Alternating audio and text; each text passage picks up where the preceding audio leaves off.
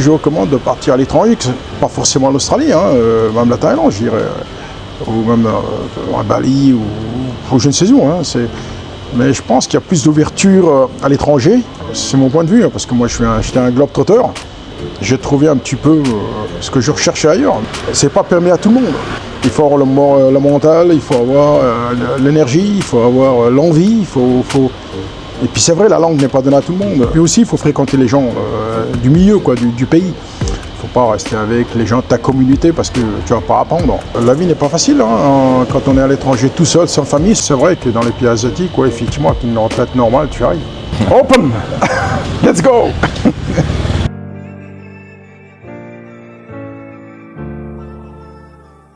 Alors salut Kim, comment tu vas? Eh ben écoute, très bien, très bien, ouais. Ça m'a fait plaisir de t'entendre et de te voir parce que j'ai entendu parler de toi D'accord. à plusieurs reprises dans les YouTube vidéos que tu fais. Ouais, bah tu m'as dit que tu étais abonné, je savais même pas. Ouais. Et je me suis dit, tu vois, on s'est vu par accident la dernière fois, Ouais. devant chez le collègue, qui était sympa d'ailleurs. Et des fois que les rencontres font les bonnes choses.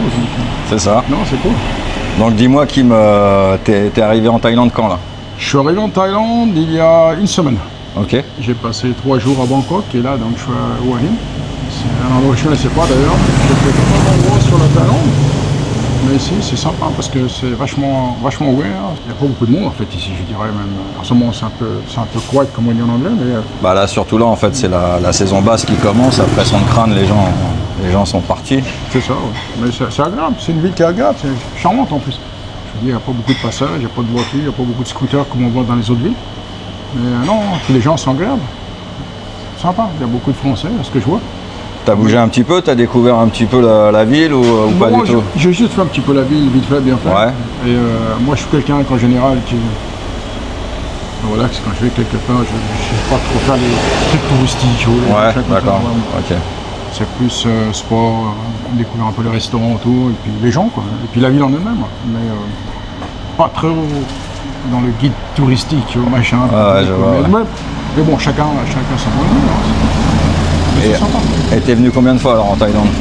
Oh, je suis venu plusieurs fois en Thaïlande. Je suis venu, je dirais, 4-5 fois. Ok. Je venais souvent à l'époque pour mon anniversaire en février en général quand je pars en Asie. Soit Bali, soit ici. Comme je te l'ai dit avant, moi je suis de l'Australie, donc ce qui fait qu'on n'est pas loin, on est à 3 heures, 6 heures d'ici. Donc voilà. Moi je connais un petit peu. Ouais. Bon. J'ai été au Vietnam auparavant, sympa aussi à découvrir. Et qu'est-ce qui te ramène à chaque fois en Thaïlande alors? Bah, à chaque fois je dirais non, parce que j'y vais parce que bon, bah, c'est pas loin, et puis comme c'est des vacances vite fait. Ouais, par rapport à l'Australie. Voilà, c'est ça, ouais. En général, moi j'aime bien l'Amérique du Sud. C'est combien à peu près les billets d'Australie-Thaïlande? Un billet, là, tu peux le toucher. Moi, je l'ai touché un billet là pour le Vietnam ici. C'est un billet, ils appellent ça multi. Je l'ai touché à 650 $, ce qui fait à peu près quoi. D'accord. Si on parle en euros dans les 500 €, un truc comme ça. Donc un billet, parce que toi tu es de Perth, c'est ça? Ouais, c'est ça, ouais. Donc de Perth, Australie jusqu'au Vietnam, plus le billet pour la Thaïlande. Si, voilà, donc c'est un billet que tu fais, ils appellent ça le billet tour du monde, mais bref, c'est juste deux pays. Ouais. Ok. Et voilà, tu le payes dans les 650 $, parce que comme j'ai expliqué, ça défend dans les 500 € même pas. Est-ce que tu peux nous expliquer un petit peu alors ton parcours à toi? Parce que en fait, si j'ai bien compris, tu es expatrié en Thaïlande depuis plusieurs années. En Australie plutôt. Ah, en Australie, pardon. Ouais. Et ça fait une trentaine d'années presque maintenant. D'accord. Donc je suis arrivé en Australie à l'époque quand j'étais un peu jeune, donc j'ai fait des cours d'anglais, je suis parti là-bas pour la langue on va dire. Et puis ça m'a plu, j'étais sur Sydney à l'époque, ça m'a bien plu. Puis auparavant j'étais aux States pour une période aussi, et donc j'ai commencé à acquérir la langue et tout. Et je suis revenu en France pour repartir à Singapour. Je suis revenu encore en France. Et puis là, après l'Australie, je me suis dit, je crois qu'il faut que j'y retourne. C'était un endroit qui me tenait à cœur, on va dire, et qui me plaisait bien au niveau mentalité, l'espace, les gens, c'est cool aussi. Donc, ok. Ouais, et donc, et depuis, j'y suis, quoi. Quand je suis arrivé à cette époque, même je reconnais plus Perth, hein, donc c'est Perth. Hein. Je reconnais plus parce que la ville a complètement changé avec les travaux, les infrastructures, tu vois. Même la vie en elle-même, à mon époque, moi, c'était pas trop cher encore. Tu avais des loyers quand même assez ouverts. Mais aujourd'hui, je me rends compte que la vie a complètement changé. C'est devenu hyper cher. C'est devenu un peu, on va dire, la vie parisienne. Hein. C'est les mêmes tarifs, hein, loyer. D'accord. vie en général. Hein. Le stéréotype du salaire australien, est-ce que c'est vrai? Est-ce qu'on gagne bien sa vie en Australie? En fait, c'est comme partout, on gagne bien sa vie, c'est vrai, mais quand on voit qu'un loyer, ça coûte une fortune, et la vie actuelle, je veux dire, les tarifs, ils sont exorbitants maintenant, donc effectivement, tu gagnes un peu plus, mais tu dépenses plus. Mais tu payes plus. Voilà, donc finalement, quand tu arrêtes bien, c'est plus l'Eldorado. Ouais. C'était l'Eldorado à mon époque. Ouais, parce qu'il y a encore pas mal de jeunes qui vont là-bas pour bosser.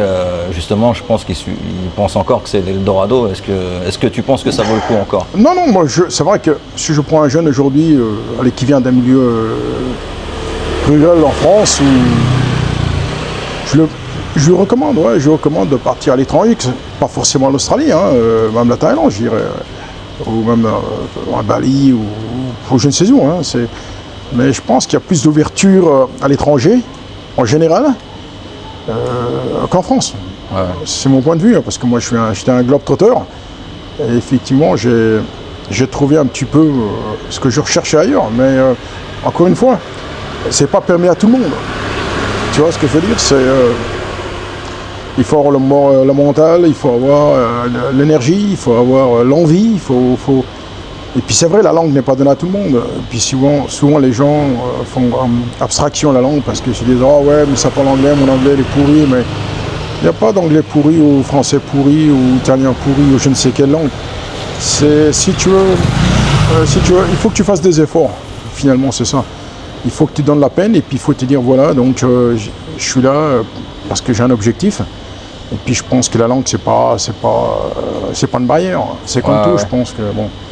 Ouais, et puis bon, après ça vient. Après l'anglais, c'est pas non plus, non plus la langue la plus compliquée. Alors après l'australien, c'est un petit peu différent. Ouais, parce que l'australien, ils utilisent des slangs, ils appellent ça. Mais en elle-même, la langue, après, tu rentres dans le slang et tout. Moi quand j'étais à l'école, l'anglais, c'était zéro. Ma prof me disait, toi, l'anglais, jamais ça va... Ça va jamais rentrer. Ça va jamais rentrer. Elle me disait, toi, je pense pas que l'anglais... Mais j'aimerais bien la rencontrer, ma prof, qui m'a dit ça à l'époque. Je pense que je ferais peut-être mieux prof qu'elle. Ouais. Donc je me dis qu'effectivement, si on veut vraiment se donner la peine, on y arrive. Il n'y a pas de raison. Bon, les voyages,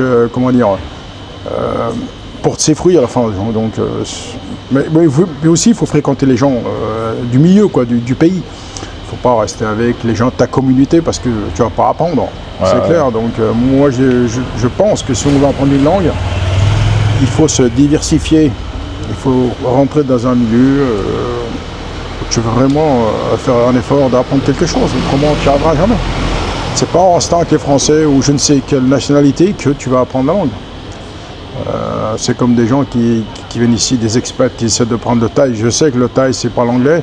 C'est différent, mais c'est plus difficile peut-être aussi. Mais en même temps, je me dis que si on fréquente des thaïs ou on a une copine thaï, et puis qu'on fait des efforts, on y arrive. Bien sûr, ça aide beaucoup. Ouais. C'est vrai que ça va demander du temps, mais le temps, c'est...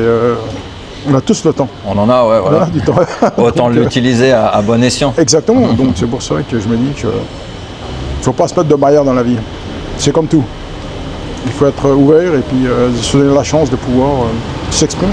Par rapport à ton expérience, tu conseillerais plutôt à une personne qui souhaite s'expatrier, tu lui conseillerais plutôt de s'expatrier en Thaïlande ou en Australie? Encore une fois, la personne qui n'a jamais voyagé, moi je dirais plutôt, c'est peut-être beaucoup mieux pour lui de venir dans les pays asiatiques. Je me dis, l'asiatique c'est peut-être un début. Parce que si tu ne connais pas bien ton anglais, quand tu vas dans un pays anglo-saxon, ça va être dur. Parce que tu n'es pas encore dans le... Ici, si tu veux, on va dire c'est un entraînement. Tu viens ici, tu te mélanges, tu vois un petit peu la vie, parce que c'est moins rapide que dans les villes, dans les pays saxons, anglo-saxons. Parce que ici, c'est relax ici. Ouais, ici c'est plus tranquille, voilà. No stress. Voilà, donc tu viens ici, tu te fais une petite expérience et effectivement, après, quand tu rentres à la maison, tu réfléchis et puis tu dis maintenant, je vais dans un pays anglo-saxon, voir un peu la différence. Et puis je pense qu'il faut faire la navette avant tout, parce qu'on ne s'installe pas du jour au lendemain, parce que bien sûr.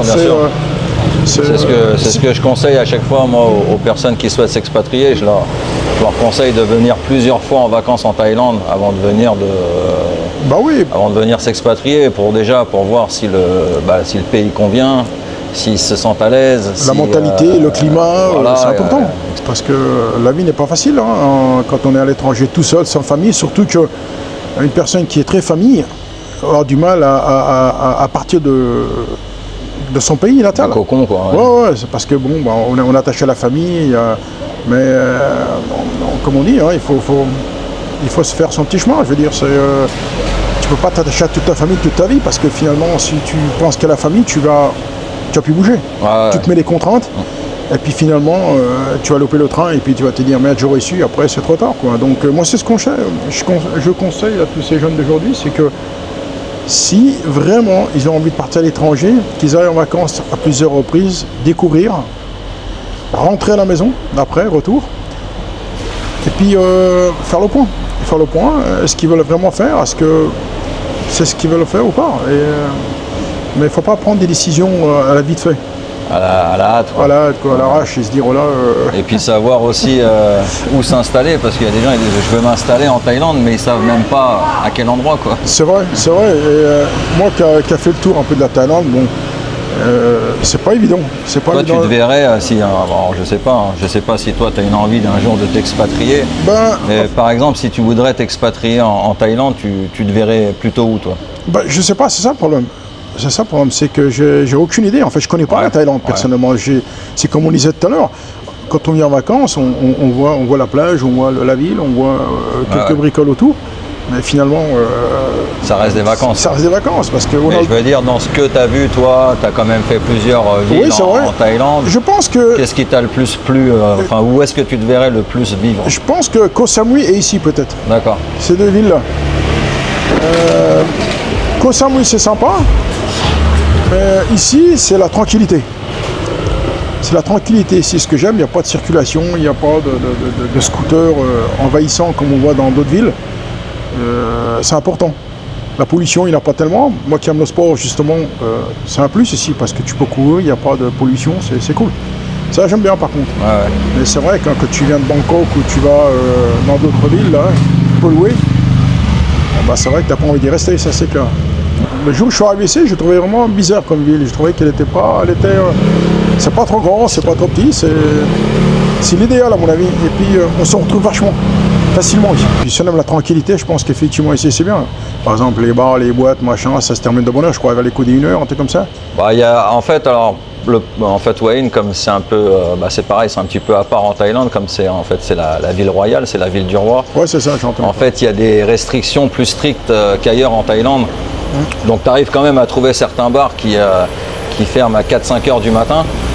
Mais oui, en règle générale, la majorité des bars, c'est 1 heure, 2 heures maximum, quoi. C'est vrai que par contre, pour les fêtards, parfois ça peut être emmerdant. Et dès qu'en fait il se passe quelque chose, tu sais, dès qu'il y a, je sais pas moi, quelqu'un, une grosse histoire, je sais pas, c'est une grosse bagarre, un mec qui meurt, ou je sais pas, tu vois, il s'est déjà passé des choses comme ça là, dernièrement. Oui, j'ai entendu parler de ça, il y en a qui m'en ont parlé. Voilà. Et en fait, ils font un peu comme des couvre-feux, quoi. Ils ferment tout à minuit ou à 1 heure, tu vois. Ouais, donc c'est un peu contraignant de ce côté-là, pour les fêtards, quoi. Mais en même temps, ça rassure la population, parce que finalement, la sécurité, elle est bien. Ah ici, oui, c'est sûr qu'en Thaïlande, globalement, et puis surtout à Hua Hin, ouais, t'es tranquille. Hein. Voilà. Donc pour moi, c'est important pour un mec qui veut venir vivre ici. Parce qu'il y en a beaucoup qui recherchent la sécurité aussi. Pas uniquement le compromis de la vie pas chère et tout. Il y a aussi le safety, tu vois. Surtout comparé, les gens, c'est un peu aussi pour ça. Il y en a, moi je sais que j'ai beaucoup d'abonnés et puis de personnes qui interviennent dans mes vidéos qui me disent ça, quoi. Ils en ont marre de la sécurité en France, de l'insécurité. Ouais. Donc ils ont aussi envie de s'expatrier pour ça, pour la tranquillité, la sécurité en Thaïlande, quoi qu'il y a. Je pense qu'effectivement, quand on regarde bien dans l'ensemble, dans l'étranger, c'est permis à tout le monde. Hein. On est clair là-dessus, c'est permis à tout le monde, mais il faut juste se dire que voilà, il faut savoir passer de l'autre côté de la barrière. Il faut se donner les moyens, l'envie, et puis prendre des risques dans la vie aussi. On n'a rien sans rien aujourd'hui, hein. Je veux dire, c'est vrai que moi, si j'étais dans la peau d'un jeune d'aujourd'hui, je crois que je partirais à l'étranger, tu vois. 25-30 ans, l'âge mûr, 28 même je dirais, entre 25 et 30 ans, c'est là qu'il faut se dire, voilà, si on n'arrive pas à trouver notre niche en Europe ou je ne sais où, hein, ça peut être n'importe quel pays en Europe, hein, parce que l'Europe en ce moment, c'est partout que c'est un peu, c'est pas le top, quoi. C'est une mi-fugue mais raison. Hein. Ouais. Alors donc, je dis à un jeune d'aujourd'hui, c'est réfléchir, part à l'aventure, pas forcément t'y installer la première fois, part à l'aventure, vois ce qui se fait ailleurs, rentre chez toi et commence à gamberger. Prépare ton projet, quoi. Voilà, et se dire, voilà, parce que la chance, tu l'as une fois, pas deux. Hein. Donc, moi je pense qu'il faut prendre des risques, il faut partir. Moi, les jeunes d'aujourd'hui, je lui conseille de partir, mais n'importe où. Hein. Pas forcément en Australie ou la Thaïlande ou n'importe où. Ouais, bah, y a plein de pays dans le monde qui sont très bien. Il y a le Laos qui est sympa, le Vietnam. Après, il faut que ça convienne à la personne, quoi. Tout le monde est différent, chacun a des perspectives et des envies différentes. Donc il y en a beaucoup aussi qui ne veulent pas quitter la France parce que la cuisine, tout ce qui est... Bon, c'est vrai que si on aime bien sa baguette et son croissant, effectivement, ici, bon, tu vas le trouver. Hein. On va pas dire qu'il n'y a rien, mais tu vas pas t'attendre à manger des steaks tous les soirs ou fromage. C'est pas le même prix. Après, si tu veux manger français, ça va commencer à coûter un petit peu, quoi. Donc voilà, c'est vrai, effectivement, moi, ça fait presque une semaine que je suis là, je suis content de rentrer en Australie pour pouvoir manger de la bouffe normale. Mais un bon steak australien. Un bon poisson aussi, tu vois, une bonne pâte. Moi, je dis pas qu'il n'y en a pas ici, mais bon, c'est pas fait de la même façon, on va dire. Non, il faut faire la Thaïlande. Moi, il ne faut pas choisir le lieu où on a envie d'être. Il faut juste aller avoir à gauche, à droite et puis trouver sa niche. Hein. Et puis, une fois que tu as trouvé le trou. Moi, si je devais venir en Thaïlande m'installer, par exemple, c'est vrai qu'effectivement, j'arrêterais de ce côté-là. Et c'est pas loin de Bangkok, comme on dit. Donc, c'est cool. Non, je crois que... Ouais, c'est pas loin pas loin. On est à 200 km de Bangkok. Et puis, c'est la route du Sud. Donc, tu as accès aussi, au Sud aussi assez facilement. Il y a des bus, tu peux prendre des vannes. Si tu as une voiture, tu peux prendre ta voiture ou ta moto et descendre vers le Sud. Koh Samui, c'est pas très loin. Tu vois. Ça, c'est vrai. Pour ça, non, c'est agréable. C'est agréable. Et puis, la vie en elle-même n'est pas trop chère ici. Ah non, non. Le coût de la vie à Wayne, il est cool. Ouais.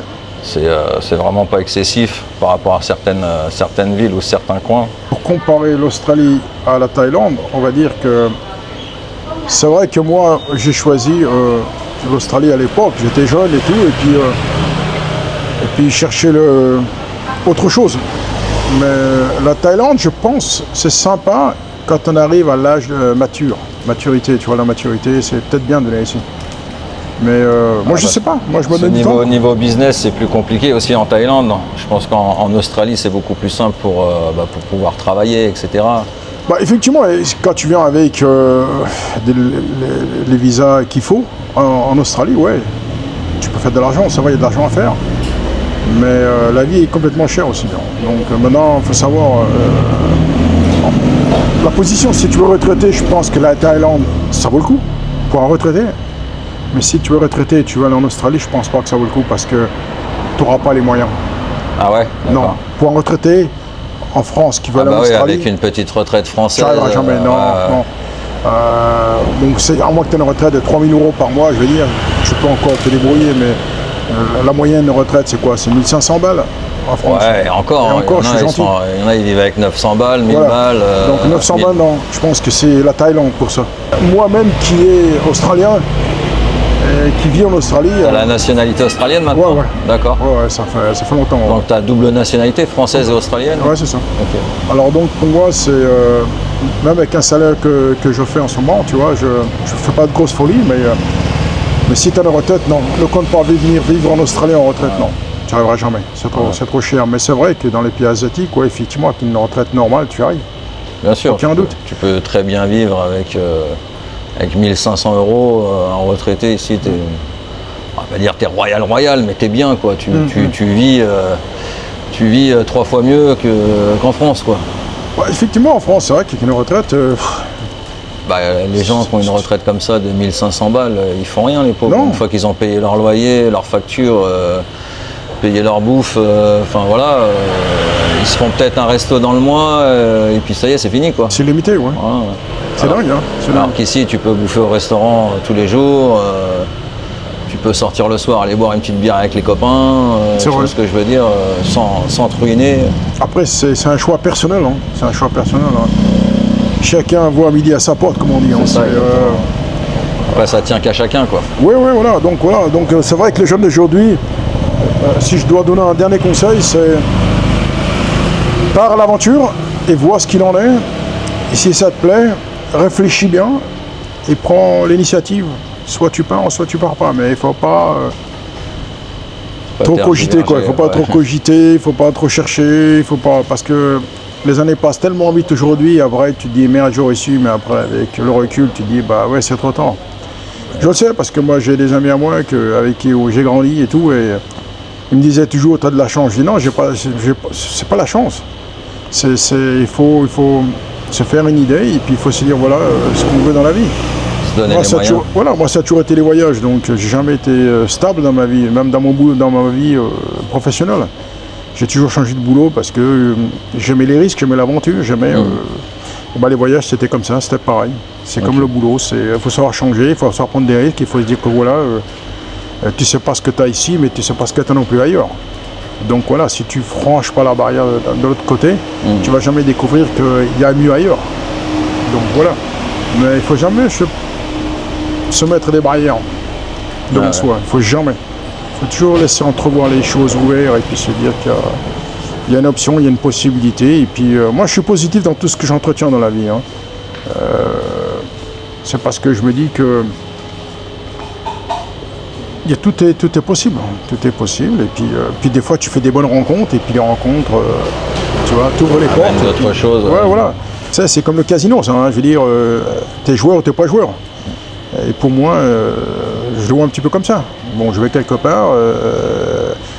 Tu vois, on parle de casino, par exemple, c'est une idée. Mais moi, quand je vais dans un casino, c'est pas pour jouer. C'est pour prendre un verre. Ça paraît con. Mais parce que je suis pas joueur. Donc c'est pour ça que je dis dans la chose que quand tu pars à l'aventure, il faut pas te poser de questions. Ça va être difficile. Oh, c'est un problème de langue. Non. Il faut y aller dans le but de pouvoir se dire que pourquoi pas. Tout est possible. Ouais. Donc il ne faut pas se compliquer la vie et se rendre la vie plus difficile encore. Alors, on n'en a qu'une, hein, puis il faut en profiter. Exactement, je veux dire que... puis l'opportunité arrive qu'une seule fois. Donc pour moi, partir à l'étranger, c'est l'aventure, j'aime bien. Quand je suis parti en Amérique du Sud, tu vois, c'était mon premier continent, c'était l'un des seuls que je n'ai pas fait. Et ben, ça m'a ouvert les yeux. On m'a parlé de la Colombie en mal en disant fais gaffe, tu vas te faire kidnapper, des choses comme ça. Mais je dis non, ça dépend avec qui tu parles dans la rue, avec qui tu deals, avec qui tu... Moi je suis quelqu'un d'ouvert en même temps qui est très sur ses gardes. Je ne vais pas m'aventurer dans les endroits où c'est risqué, je veux dire, il ne faut pas non plus jouer au cow-boy. Ouais. Donc voilà. Et puis après, c'est une richesse les voyages. T'apprends beaucoup de choses, t'apprends sur toi-même, t'apprends sur les autres, t'apprends des nouvelles cultures, tu vois des nouvelles choses. Enfin, c'est agréable. C'est agréable, c'est super. Le voyage, enfin, moi je trouve ça génial, quoi. C'est une vraie école, quoi. Ouais, ça forge le moral, ça forge la personnalité, ça forge. Et puis ça te rend mûr. C'est ça, exactement. Tu vois, donc c'est ça l'aventure. Il faut le faire, c'est un bon deal. Il faut le faire et puis il faut se dire que tout est possible. Ok Kim, merci beaucoup pour ta participation. Écoute, ça m'a fait vraiment plaisir, William. C'est essentiel. On a passé un bon moment. Ouais, c'était agréable parce que je te disais, je t'ai vu sur tes vidéos, même quand j'étais en Australie, je te regardais sur tes vidéos YouTube, avec quelques-uns bien sûr, mais j'ai trouvé sympa. Et puis tu vois, le monde est petit quand même. Le monde est petit, exactement. Je suis là, je suis en train de parler avec toi aujourd'hui, et je te voyais quand j'étais chez moi en Australie, et je t'ai rencontré, c'est dingue, juste à l'interview dans le shop d'à côté, là, d'autres Français. Et le cookie. Puis, tu vois, on a fait connaissance et va savoir, peut-être que tu vas venir en Australie me voir. On sait jamais. On va refaire la même interview encore une fois. Et puis on va se reparler encore de ça et on va se dire encore une fois la même chose. Quoi. Donc c'est cool. Donc c'est sympa, ça va faire plaisir. Et puis espérons que les choses marchent pour toi aussi, bien sûr. C'est gentil, Kim. Et puis que tu rencontreras d'autres succès. Hein. Et puis encore une fois, je dis aux jeunes d'aujourd'hui, en France, ne perdez pas de temps, ne galérez pas. Prenez des risques, partez. C'est le seul conseil que je peux vous donner et vous n'allez pas regretter. Et vous allez voir que les voyages mûrissent Et puis c'est une bonne expérience. Faites-le. Si vous souhaitez participer à une prochaine vidéo comme Kim, n'hésitez pas à me contacter soit par email ou Instagram. Et puis je vous dis à très bientôt pour une prochaine vidéo les amis. Allez, ciao, Super. bye bye. Ciao. Coupé.